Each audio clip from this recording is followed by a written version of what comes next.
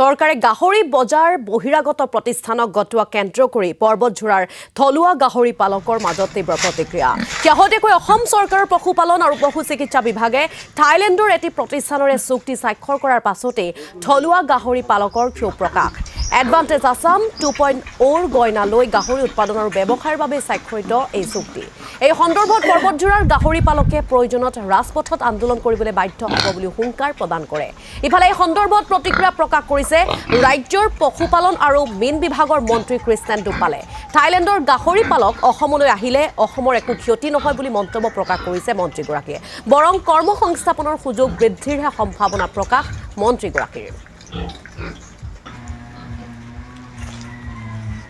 হয় এইটোতো বহুত কিবা অসুবিধাটো হ'ব আৰু এইটো বহুত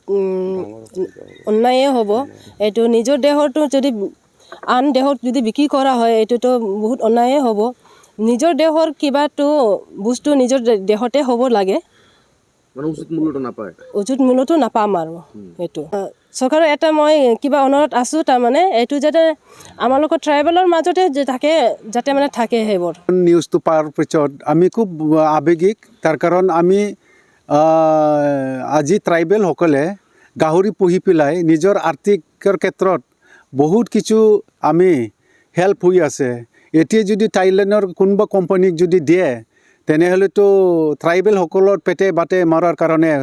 চৰকাৰৰ যিখিনি ষড়যন্ত্ৰ এই ক্ষেত্ৰত আমি বিৰোধিতা কৰিবই হয় এইটোতো বহুত কিবা অসমৰ সবচে ডাঙৰ কথা থলুৱা আমাৰ বিজনেছ যোনে গাহৰি পালক তেওঁলোকৰ যাতে সুৰক্ষা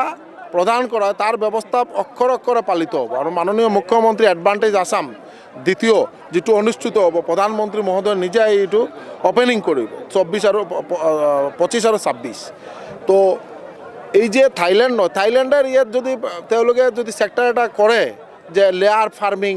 যদি ইয়াত কণী উৎপাদন কৰে তাৰ পিছতো এইটো গাল্ফ অফ ডিফাৰেন্স তেওঁলোকে কিমান আমাৰ বাহিৰৰ পৰা ইয়াত এই মানে যেটো আমাৰ মাৰ্কেট